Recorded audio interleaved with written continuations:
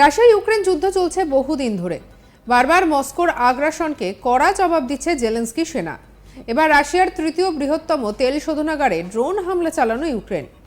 রণক্ষেত্র থেকে প্রায় 1300 কিলোমিটার দূরে মঙ্গলবার এই হামলা হয়, আর সেখানেই টার্গেট করে ড্রোন হামলা চালায় জেলেনস্কি। ফলে বেশ চাপে পড়ে গিয়েছে পুতিন সরকার। রুশ কর্মকর্তারা বলছেন যে তাদের জ্যামিং যন্ত্র ইউক্রেনের একটি ড্রোনকে তাটনেফটে টানুকুক শোধনাগারের কাছে শনাক্ত করেছিল।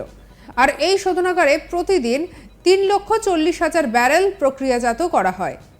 গত কয়েক মাস ধরে রাশিয়ার তেল শোধনাগারে হামলা শুরু করে ইউক্রেন, আর এতে বিশ্বের দ্বিতীয় বৃহত্তম তেল রপ্তানিকারক দেশ রাশিয়ার তেল বাণিজ্য বাধাপ্রাপ্ত হয়েছে। আর এর মধ্যে বিদেশি এক সংবাদ মাধ্যমের হিসাব অনুযায়ী ইউক্রেনীয় ড্রোন হামলার ফলে রাশিয়ার তেল শোধনের সক্ষমতা প্রায় 14% হ্রাস পেয়েছে।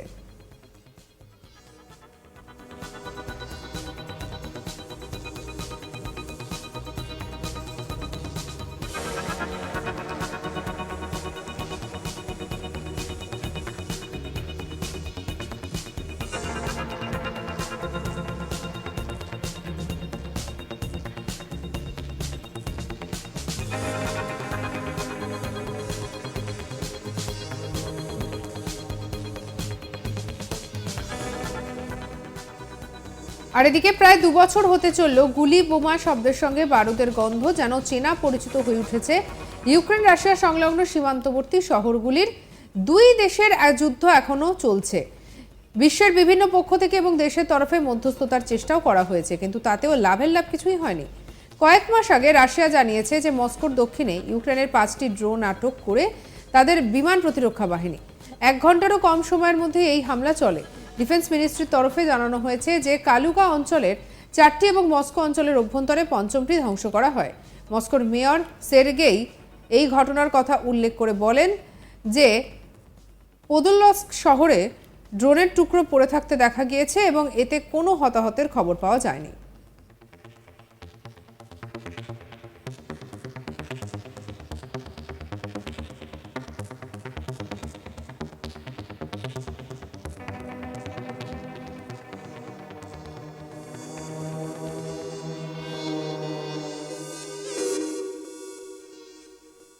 ইউক্রেনের বেশ কিছু শহর এখনো দখলে রেখেছে রুশ বাহিনী। দুই দেশের সেনার এই যুদ্ধে প্রচুর সাধারণ মানুষের প্রাণহানি হয়েছে। যুদ্ধে প্রচুর বাড়ি ধ্বংস হয়েছে। জানা গিয়েছে এই যুদ্ধে অন্তত 10,000 সাধারণ মানুষের মৃত্যু হয়েছে, তার মধ্যে 560টি শিশুও রয়েছে। আহতের সংখ্যা কমপক্ষে 20,000-এর কাছাকাছি। ইউক্রেনের অভিযোগ যে রাশিয়ার একাধিক মিসাইল জনবসতিগুলির ওপর আঘাত এনেছে। 2022 সালের 24শে ফেব্রুয়ারি গোটা বিশ্বকে অবাক করে ইউক্রেনের বিরুদ্ধে যুদ্ধ ঘোষণা করে পুতিন সরকার। ঘোষণার কয়েক ঘন্টার মধ্যেই রাশিয়ার লাখ লাখ সেনা বেলারুস ক্রিমিয়া বর্ডার থেকে ইউক্রেনে ঢুকতে থাকে। পাল্টা জবাব দেয় ইউক্রেনও। দুই পক্ষের সেনারই বিরাট ক্ষতি হয়েছে দীর্ঘ সময় ধরে চলা এই যুদ্ধে। ইউক্রেনের দাবি যে এই যুদ্ধে রাশিয়ার অন্তত 3.5 লাখ বাহিনী সেই সঙ্গে অত্যাধুনিক সামরিক সরঞ্জামের ক্ষতি হয়েছে।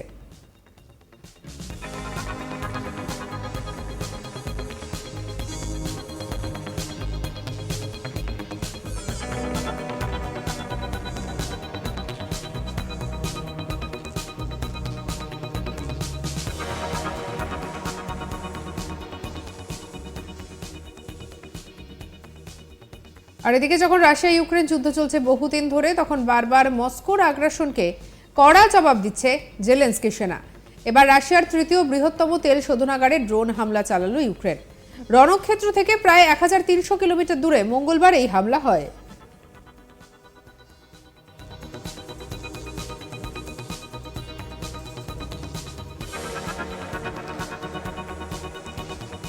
রুশ কর্মকর্তারা বলেছেন তাদের জ্যামিং যন্ত্র ইউক্রেনের একটি ড্রোনকে তাটনেফট থেকে টানিকো তেল সংশোধনাগারের কাছে শনাক্ত করা হয়েছিল।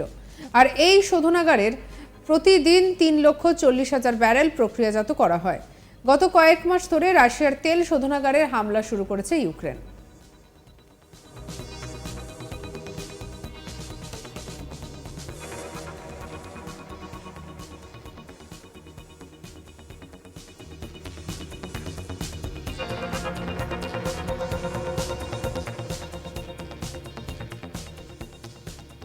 সঙ্গে রাখুন আজ তাক বাংলাকে, সাবস্ক্রাইব করে নিন।